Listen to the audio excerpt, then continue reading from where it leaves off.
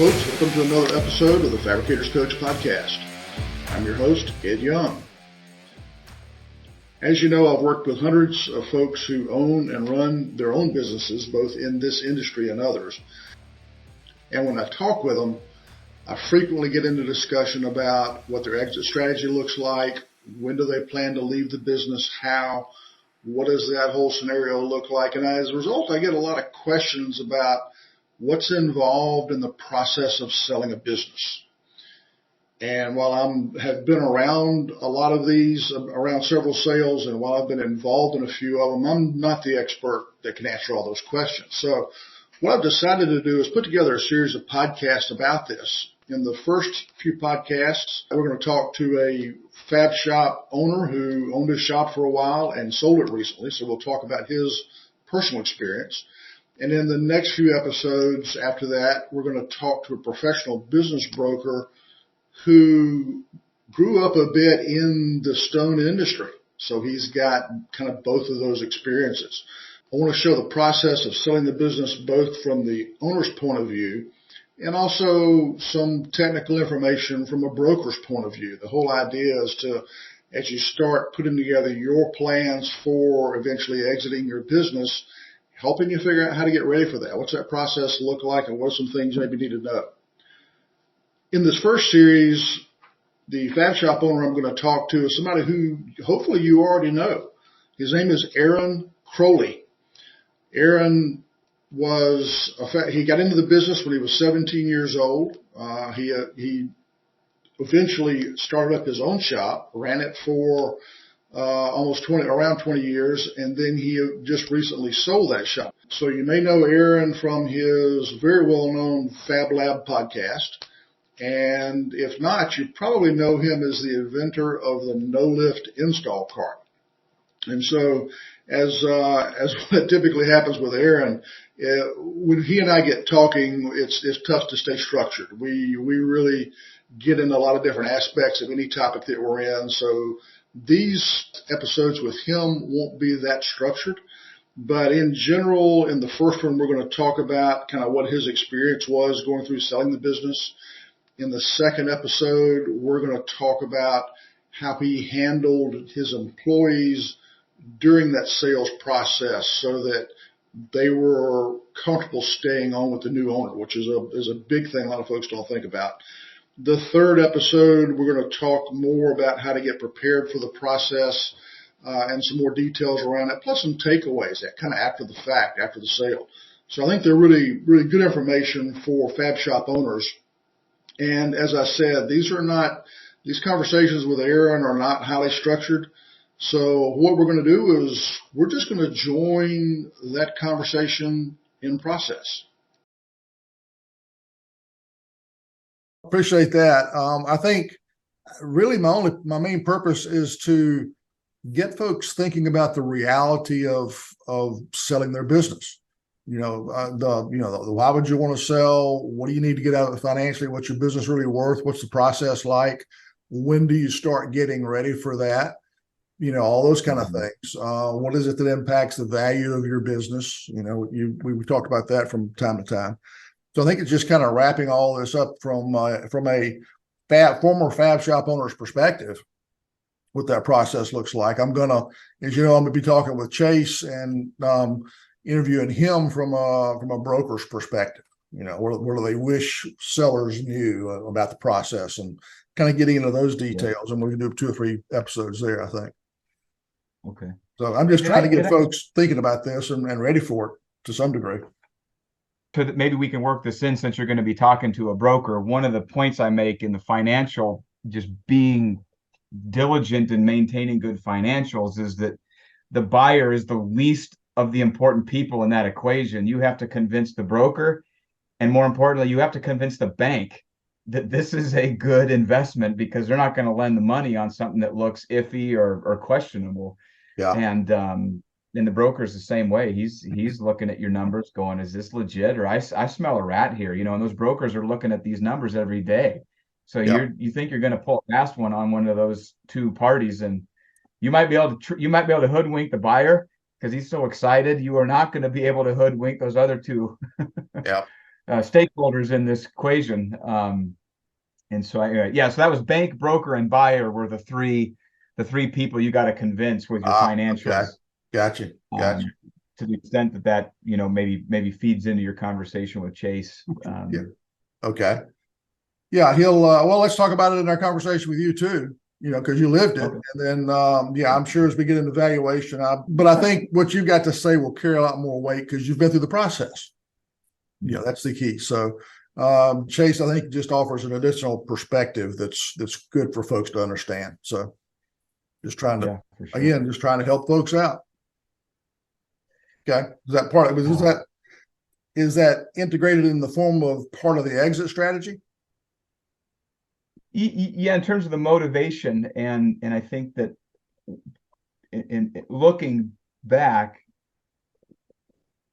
I think having there's two things going on there. Number one, I was realizing we Noah was growing to the point we had to put that robot in, and I didn't have room in my shop, and so it was like crap. We got to go lease a building. There was no real estate available, so the place we found was an hour away. And then my business partner drops this bombshell on me. I'm retiring. I'm like, fantastic. Yeah, I got two businesses an hour away from each other. That just sounds like hell on earth. I already don't like doing this, and that was like kind of really the impetus. Like, this is just not the life I want to live. I am not willing, if I can alter the circumstances, I do not want to be in that position from a quality of life standpoint. And so that was really the driving sort of catalyst to go, okay, I got to get out of the countertop shop because I've done that, been there, I'm done. Okay, so No Lift wasn't necessarily part of an exit strategy, and selling your business, there wasn't necessarily an exit strategy per se, although you had thought about that earlier, right? Oh yeah. But had I not had something else to go to, the transaction, the timeline would have looked very different for me. So because the way I looked at it, No Lift appeared to me at the time to be a much bigger opportunity. And it's like, I can do two things poorly, or I can just fully invest myself in one thing that I believe has a lot more potential upside. Right. And so I looked at Crowley's as like, the sooner I get whatever my cost of exit is, that's freeing me up to go do something where my time is much better spent. Where if it was just like, hey, I'm just ready to retire, I couldn't have sold Crowley's for what I sold it for in the timeline. It would have looked very different. So I had a unique set of circumstances. So that's one of my other, I guess, recommendations to people is you need to be thinking about what you're going to do next. And whereas I think a lot of times the desire for relief, just temporary relief from the pressure cooker scenario is like so appealing. It's just like, I don't care what, I just need a break. But man, you want that break, and you get to the edge of the cliff, and now it's like, pull the trigger. I don't know what I'm going to do next. Yeah. And so I think that's, to me, thinking about what you're going to do next and having that as a part of your strategy from the get-go is really important. Mine was more circumstantial, and I just found myself in that situation. It wasn't part of a plan. Yeah. But I think, if you don't have that, and I've heard other people say that it's not uncommon. I don't want to say if it's pretty common. It's not uncommon for sellers of their business to get to the edge of a transaction and back out at the last second. Yeah. I've heard a lot of stories about that myself. Yeah. So people do that because they really haven't. And I can elaborate on some of that, and well, I think the whole issue of having a plan for selling your business, I think is an important topic to discuss. Yours was a little more situational, but having been through the actual transaction and that whole long drawn out process, which is more like buying a house than it is more like buying a car or selling a house, selling a car. It's a long process. People obviously have got all their own motivations for getting rid of a business, and I've talked to plenty of them that, like you said, they just wanted relief. They just give me some money, give me out, and I'm not just in this industry, but in others. when you're running a business that's $1, $2, $3, $4 million a year in sales, and you're doing it pretty much by yourself as the head person, that's a huge stress. Even if you're making money, it's tough to do. And I've seen both. So everybody's got their own motivation for making a sale. But you were talking about people getting to that cliff of almost closing the transaction, and then the seller backs out. What do you think it is that causes them to back out? Well, my guess is it's a variety of things, but the first couple things that come to mind is number one, if someone's been in that role and they've been doing something productive, they've been engaged in the the battle, and there's a lot of adrenaline that comes along with that. I think that's part of it. It's like, what am I actually going to do with myself? As much as the relief sounds good, so that I'm imagining that's a part of it. The other part is, if you don't have a secondary plan, unless you're selling your company for, just massive, just a huge, the tax hit you're going to pay is going to be, capital gains. Now in Oregon, you add to that the state income tax. So for me, it was 31% on the gain. Holy smokes. Yeah. You take that out of it. In my case, it was the attorney. I didn't have a broker that managed the transaction, but I had an attorney involved, and it was probably about, at the end of the day, was probably about the same amount. So you start chipping away at that, and you're like, okay, so how long can I be idle before I have to go back, before I have to go to work doing something? Okay. And so then now you're on the cliff, and it's like do or die. And that it maybe is the first time you've really been forced to consider the reality of, okay, now I've got a non-compete, so I can't go back to what I know how to do. I got to go figure out something else to do when the money runs out, and it's gonna run out faster than you think. And my guess is that's probably a combination of those two things, are probably why someone would be like, man, maybe this isn't so bad. I'll give it another couple of years. But I'm speculating, because I had something I was moving to. Yeah, I think you're right. I've talked with some folks who've been on both sides of those transactions where they got, to the final hour and then stopped the whole process. And I think what you're talking about is pretty well spot on. They just really haven't thought about, part of it, especially for a male, our identity is tied up in what we do for a living. Well, as you know, having been currently being a business owner, having been a former Fab Shop owner, it defines a whole lot of who you are. Because it's not just a job. It's, you built it from scratch, and it really is a big definition of who Aaron Crowley is. And so you lose that. It's like, all right, now who am I? What do I do? Not just what I do for what's that? How do I see myself anymore? Yeah, I think that I would agree 100% hearing you say that where once again, my situation was unique, and that I was still going to be very much engaged in the industry that I'd spent the previous 25, 30 years. Right. And so I didn't necessarily have to confront losing that. Whereas if it had just been like, okay, I'm done, I'm out of the industry, I'm out of the business, I think that's huge. Yeah. I think that's a huge part of it. Yeah. And that's part of what I do. And I work with clients, the core of what I do is change management, helping a client understand, okay, what's the nature of your problem? What's the root cause? What needs to change to fix the problem? How do we cause that change to happen? And that's where things a lot of times get hung up, is on the execution side. Then understanding, getting out there, making things happen. I think that's a big key to this now. But yeah, go ahead. Oh, I was going to say, some of those making changes in your business before you're ready to sell, and contemplating some of these realities, before you get to the point of like, man, I gotta get out of this. Yeah. And I know and most of us don't want to admit that.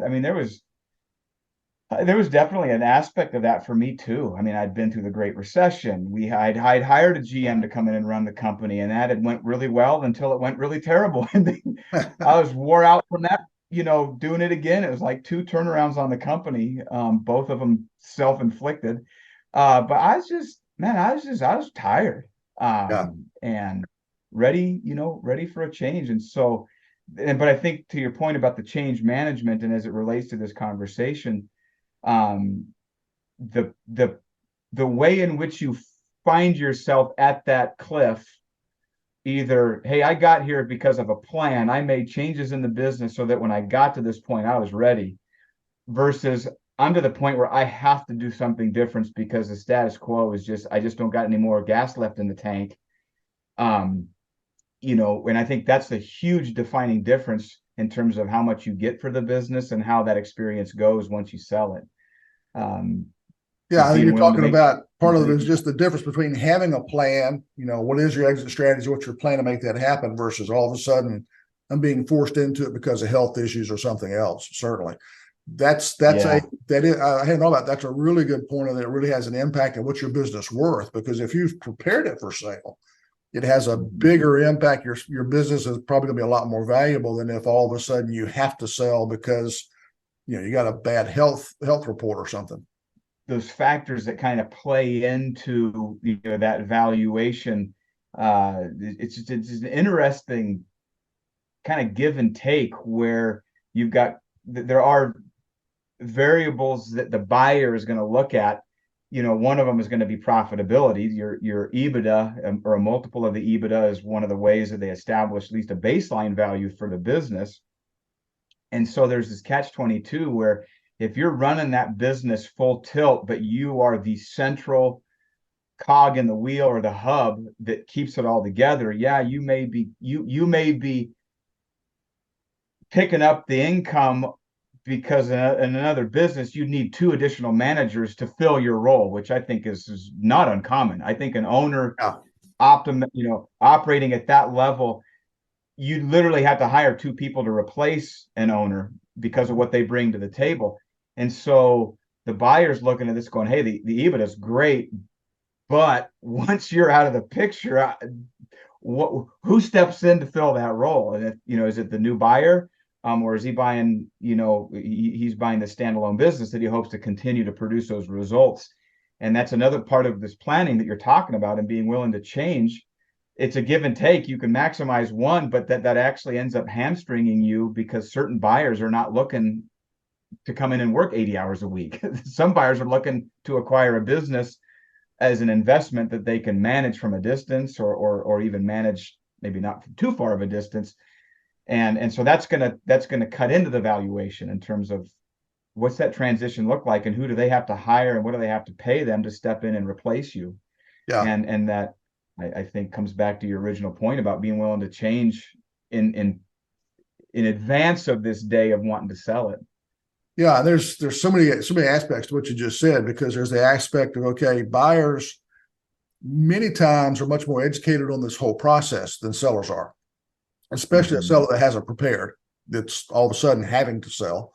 Then there's the issue of getting ready to sell. What does that number look like, and how do you influence the value of the business? What I like to do with clients, and this is part of that change management discussion, is help them think through what their exit strategy may be in terms of, what do you want to do when you're not doing this anymore?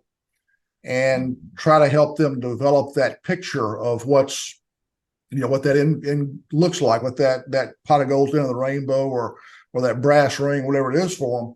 And then figure out, okay, so you love to play golf. You want to play the great golf courses of the world. Great. Let's list them. What are the green fees at St. Andrews? What's it cost to go there and stay? You start to put a dollar figure around that vision. And so once you figure out, okay, in order to do all these things I want to do, travel where I want to go, whatever, this is the kind of money I got to have. That means when your business cashes out, that's what you want to end up with additional in your savings account, so to speak. And then you got to figure out, okay, so how do I get my business to the point it's worth that? By the way, what's it worth today? This is a discussion I have with clients a lot, is, all right, that's where you want to end up with. That means your business, when you sell it, has got to give you $3 million in cash, or whatever the number is. So if you were to sell your business today, how close to 3 million are you? And when we start having a discussion around what drives the value of the business, that's when you realize, okay, we're at this level. This business was going to, instead of 3 million, it's probably going to turn out 300,000 today. I got to get it to 3 million. How do we do that? That's part of that change management, because now we have a direction. We have a goal to go for. We've set a timeline. I want to do this in 5 years, the owner says, or I want to do this in 10 years. Now we got a timeline. And we also have some metric we can start to track in the process. And if the owner really wants to achieve whatever that post stone business ownership vision is, if they really want to achieve that, now we've got motivation for the change management aspect. Yeah. That works out Yeah, well. like you said, you got a target to work towards, as opposed to, because even if, just changing for the sake of change, if you've got a nice business that's making money, now may not have a multiple that gets you to this fantasy, cash out day. Yep. But if you don't have that as your driving motivation, man, I mean, just for no other reason, just to, hey, well, let's just take it upon ourselves to suffer all of the pain that change forces upon us in that transition, without that end goal established and that clear reason why we're going to pursue that. Yeah. You're probably not going to change. You're exactly going to just continue. And I guess running a fab shop in particular, hard enough as it is. I mean, it's not like it's a cakewalk until you decide to change. It's a tough business. Yeah, no, it's definitely challenging. No question about that. I think too, when you look at the change management aspect, you're going from a business that may generate $300,000 in cash for sale today, and you want to change it to something that generates $3 million cash 5 years from now. That's two totally different types of businesses. You can't continue doing what got you here is not necessarily going to take you to where you need to go. You got to be willing to adapt a lot. I like to use the example of Jobs and Wozniak, Apple Computer, two guys working in a garage. Neither one of them are really good at running a business. So early on, and there's actually, Jobs' biography that came out recently kind of goes through this process. They went through a series of general managers, of people running the business, because they knew they had to have somebody else running the business while they did all the product development, the marketing, and all the rest of it, because they knew what their core was, what they were good at. They knew they weren't good at everything. And I think that's one of the challenges that shop owners have for say a $2 to $4 million size business, especially. They feel like they've got to be really good at everything, and very few people truly are. Yeah. Yeah. Well, and then you look at the scale of that, and if you're using those proportions, what we were, just as a baseline sort of data point, the broker that did the valuation, they did a very thorough valuation of our business about almost a year before the opportunity to sell came up. So I had that valuation I think it's down here in my box. Yeah, it's right there. I mean, it was in a full on, very official, bound the whole 9 yards. He said that from their experience, the multiple, sort of that standardized way of looking at EBITDA and then running it through the stone industry, they considered to be riskier than the average, and so they used a 2.5 to 2.8 multiplier on EBITDA. And wow. Now that was one broker, one valuation, whether that's reflective of everybody else. But let's just round it up to 3. So to sell your business for $3 million, you gotta have $1 million in verified, income. Okay, so let's just back that out a little bit further. So let's just say you got a 10% profit margin. That means your business has got to be doing 10 million in sales, and if you're right now doing 4, your business has to be 2.5 times larger than it is today. And to your point about what it takes to make that leap from whatever the number I said, 4 to 10. I mean, that's so, and I think that's really, it's jarring as an owner when you get the valuation and you realize, wow, man, this is not worth near as much as I thought it was, considering how much effort I put into this over the last 20 years. Yeah. And then it's important that you come to grips with reality to say so let's just reality-based, planning. We got to be at 10, the business has got to be at 10 million, and that's got to be producing this income to be at that number. And to know that in advance, I think, is so healthy, because I think we as owners tend to value the business based on our investment in it, and we overvalue it. I mean, that's it. And brokers will tell you that. They'll tell you that every time, that every business owner thinks their business is worth more than it actually is. And I can back that up. I've worked with dozens and dozens of Fab Shop owners and worked with literally hundreds of other companies that are, owner operated and in this size and larger, and some even smaller. And that's always true. And every time I sit down and have just a rough, not a rough, but a kind of a not accurate, but an estimated type conversation about what the business is probably worth, the people have actually come to tears because they realize all of a sudden, wait a minute, I think this $5 million business is worth $10 million. No, it's actually worth about 500,000, maybe, or a million or something, depending on the stats. And so just understanding what drives that. And you threw a few concepts out there real quick. I want to go back and kind of cover. We talked about EBITDA and multiples, and those are two of the big drivers. What essentially is EBITDA? Let's see here if I can. I threw that out there. Earnings before depreciation and interest. Is that? Am I missing? It's interest, depreciation, taxes, and amortization. I think is the acronym. It's roughly equated to net profit of the business. If you got $1 million, if you've got a $5 million business and you're doing a profit of $250,000 a year, that's a 5% profit. And your EBITDA is going to be somewhere in that $250,000 a year range, depending on taxes, depreciation, and a few other things. Yeah, fair enough. But it's a standardized way of looking at apples to apples from business to business, where you're looking at the P&L and you're backing out interest, you're backing out, because you take a bunch of depreciation on a piece of equipment, take it all in 1 year, and you show zero income. They're gonna factor that in. They're gonna go, okay, well, you didn't make zero last year. You wrote this off, and so we're gonna add that back. But it's an accurate way of forecasting the cash that the enterprise actually generates in its average operation, and then they take they'll back out. Hey, you got 4 vacations in here last year. Okay, well that.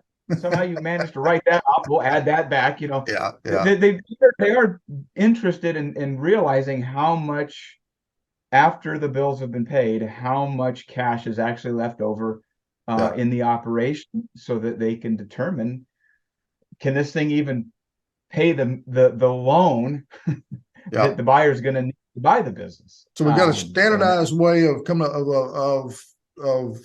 calculating a profitability measure for the business.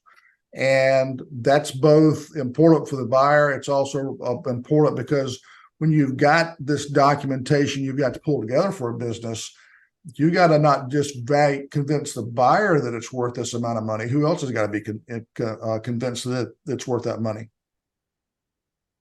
Yeah, well, if the buyers, like most buyers, they're going to a bank. Someone's loaning the money. A lot of people aren't walking around with $2 or $3 million to buy a Fab Shop. Maybe there's a few. That was not the case in my, sale. And I mean, you want to talk about, not to be too crass, pulling your pants down. I mean, everything is exposed in that process, and the bank, the broker is going to definitely have his view. He's going to want to have access to all those numbers so that they can help come up with the valuation, because he doesn't want to. It's just like you mentioned real estate. Broker is going to come in here and go, I got a pretty good sense. I do this for a living. Let me look at your numbers. This is what this is worth. I know what buyers are looking for. Same thing. A real estate agent's going to go, man, you're just we can list it for that, but you're never going to sell it because here's what the comps show. Yeah. So the broker, he wants access to that information so he can make a legitimate valuation to take to his buyer pool. But the bank is going to be the ones that are really interested, because they're the ones loaning the money, and they're going to take. It's going to be a very uncomfortable. There is no hiding anything in that process. They're going to be asking a lot of questions, and that's when. So part of this, this conversation about, well, that answers that question. I guess I was gonna go down a rabbit trail of what it means to maintain good books today. If you're thinking about selling 3 years from now, I think there's two common, and you could probably verify this and call me out if this isn't true. I mean, I'm happy to be corrected. I've just heard this from guys that loan money on equipment that how many fab shops really aren't operating on financial statements? They're not doing accounting. They're running the business from a checkbook. Yeah. And so if all of a sudden you find yourself trying to tell a broker, hey, I want to sell my business, well, let's look at the financials, and your financials either don't exist or they're ridiculously incomplete. Yep. One of two things is going to happen. They're going to be like, this is a joke. I mean, as soon as the bank or anybody looks at this, the buyer's going to want to know, what have you made money? You're telling me I'm supposed to just take your word for it? Now you got to have legit books that you can provide them. And so if you don't, and let's just say hypothetically, you got a buyer, all of a sudden your dream buyer shows up. And the first question he's going to ask is, well, I want to see a P&L and a balance sheet for the last 3 years, and then I want to see your tax returns. Yep. If all of a sudden you've got to go recreate that, if your books are tight, it's going to be a challenge to provide that information. If your books are not tight, it is going to be an undertaking of almost inconceivable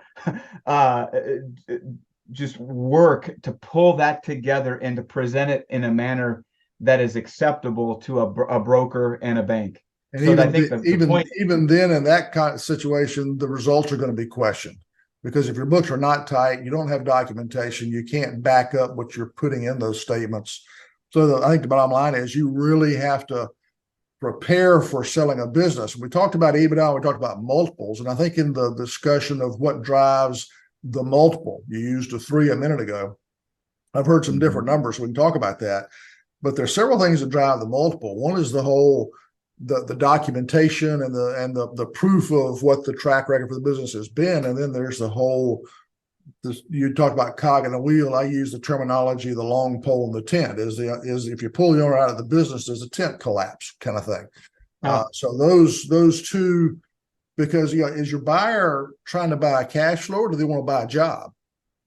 If they want to buy a job and the owner's a long pole in the tent, not too bad a deal. But if the buyer's trying to buy cash flow and the business doesn't run without the owner, we got a problem.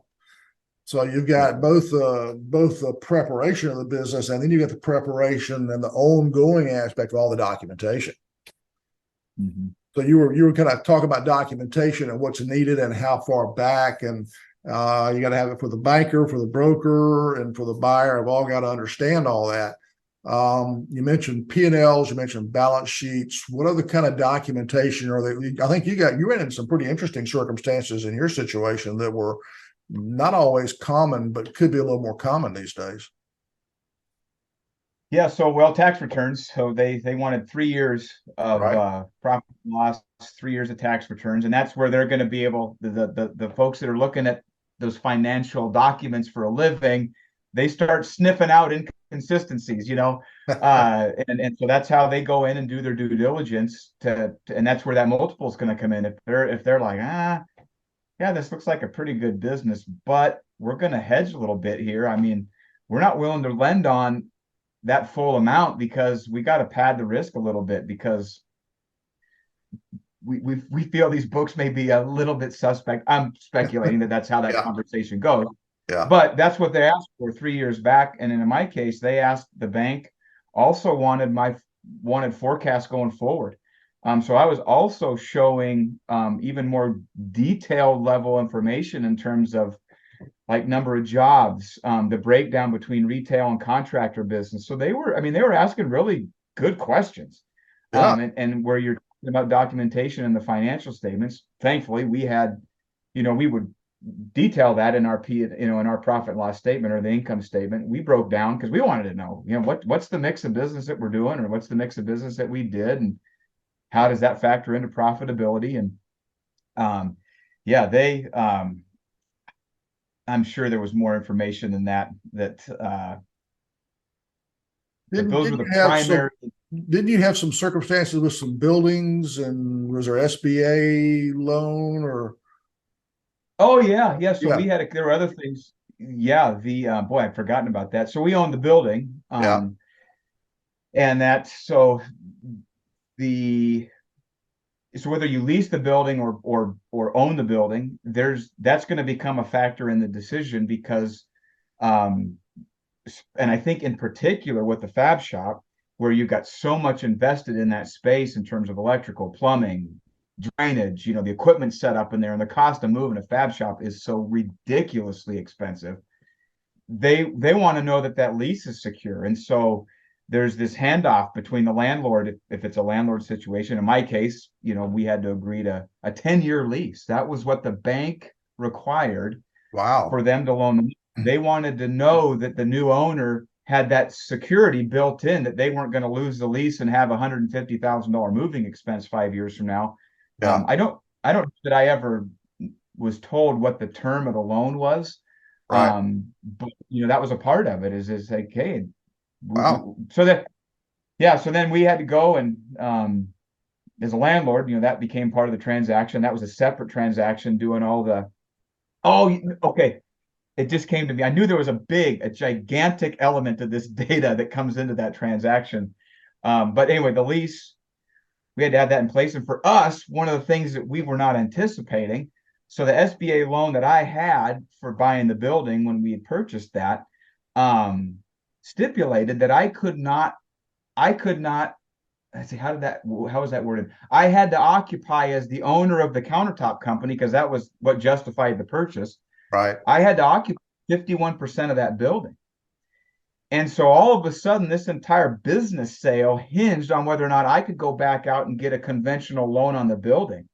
And that was an unforeseen detail that created a massive amount of work and stress in the middle of still trying to run the business. Yeah. And for a good period of time, this was all going on, and none of my employees had any idea that this was underway. And so you've got to run the business. I got all this stuff. The bank's breathing down my neck. The buyer's breathing down my neck. They're wanting to come take tours of my shop, and people are asking who's those random people walking around, the showroom and the shop last night. Yeah. And then you've got things like this that you just can't anticipate. And there's probably other things that, in other situations where that factor into this. In my case, the loan that the buyer was getting to purchase the business. But the thing I was going to mention that just came to mind was the way that the work in process was valued. And so long in advance, they're asked, where this conversation comes up. So we're going to buy this. It's a very interesting it is a rabbit trail, but it's fascinating. And I think why it's relevant was the amount of work that went into actually coming up with this number that we had to provide at closing. It not to be underestimated, the amount of additional work that goes into selling the business while you're running it. It was many times as onerous and just reality as I would have ever believed it could have been. And so we had to provide a template in advance of this. So there's going to be this closing date, right? We're going to, just like you buy a house, and on that day, they're going to calculate the taxes that the original owner, would have had to have paid up to that point. And then you're going to pay those, and it's in the middle of the month. So there's that calculation. Well, the same thing was true. We got this business running, and I got all these jobs that have been sold, that have been contracted. Some of them haven't been started yet, but I've got deposits on all those jobs, and I got contracts for them. Then I got jobs that I've templated. So I've invested some of my labor, but that's going to be installed, and the new owner of the business is going to actually collect on that when it sells. And so you've got all these jobs at various stages of production that have to be somehow valued on that day when you close. And the list so that was two different things. That was a work in progress that we had to evaluate, and then we had to prove, and then we had to actually go back and change all of our contracts, because our contracts did not, it's really interesting. Those people contracted with my company to do that job and wrote me a check, and I put that in the bank. Now I had to account for that in closing, but we had to go back and essentially explain to people, hey, oh, by the way, we're in the process of selling the business, and we need to get your permission to, in this handoff, And so we immediately changed the terms of our contract so that anything that was sold going forward, we didn't have to go do that for. But there were jobs that required that level of to be legal, and because you're going to, it's a legal process at closing. You're in a title company, you're at the escrow office with an escrow agent, and man, the other part of it is all of the loans that you've gotten. And if you need to stop me if I'm just going completely off the rails here, down this rabbit trail, but it's coming back to me now. The I can, because I've got the video and our listeners won't have it. I'm watching the flashbacks going across Aaron's face from time to time as he's re-experiencing all this. But this all goes back, I think, to having somebody that helps you navigate the process, because it's obviously much more complex than selling a house, selling a car, anything like that. There's a lot involved, and because this is, as part of its core, kind of a manufacturing business where you've got sequential process steps that add value to the product, and at some point you're gonna draw a line in the sand. That's the end of the existing business, the beginning of the new one. What is each of them owed or owe each other, and figuring out all those details is something people just don't think about. That's a lot of additional, as you're talking about, additional paperwork and preparation, and get everybody to agree that, yeah, this is a valid number. Yeah, and you're right. And we had to come up with that template in advance and say, well, here's what we think, and here's how we think we should value this. What do you think? Well, we'll take that back to our attorney and broker, and we'll get back to you and tell you what we think is, and that's, one of many, elements of that. And the other thing was that just came to mind, where there's no funny business possible, because if you've got loans, for example, like we had just bought a new piece of equipment that was not paid off yet. Yeah. All of a sudden, you can't just, that's not assumable. You can't just lump that in. You've got to go back and show payoff dates. You've got to go to your lenders. They got to tell you what the payoff is on the day of closing. Right. Yeah. And they've got to agree, and so it's just, and if you've got, a loan on a couple of truck payments, and you got a couple pieces of equipment you're still paying on, all of a sudden you're going back and it's like, I haven't thought about that lender since, we bought the piece of equipment. We've just been writing checks ever since. And now all of a sudden we got to go get this documentation and provide that. Yeah. And so it's part of, we talked about multiples a while back, EBITDA and multiples, and the way those are used is to value a business, you figure out that standard measure of profitability, EBITDA, and then you multiply it by a number. And you said that your information was like 2.5 to 3 as the multiple. I've got a friend of mine who's a CPA who actually ran a Fab Shop for a few years, and he says that, at least in the Southeast, that multiple runs something like 3 to 6, depending. And one of the things that impacts, somebody has to make a decision on the multiple. And one of the things that impacts the decision on the multiple is how tight are your processes? How good a documentation do you have? Is it clear? Is it backed up? Do your P&Ls and balance sheets jive with your tax returns and your bank accounts? Does all that make sense? Yeah, there are, and that was another bit of information. We had to provide the head count. I mean, I had to write up a summary of every employee in the company, how long they'd worked for the company, what did they make, what were their job duties. Yeah. And if you think, you got 20 employees, it's like, well, that's a day's work right there. That's a day. I mean, by the time I think through all that and get all that information together and put it into a format where I can provide it. But again, they want to know, okay, you can say the business runs on its own, but I want to know who on this org chart is running the business when you're not here. And you gotta support that.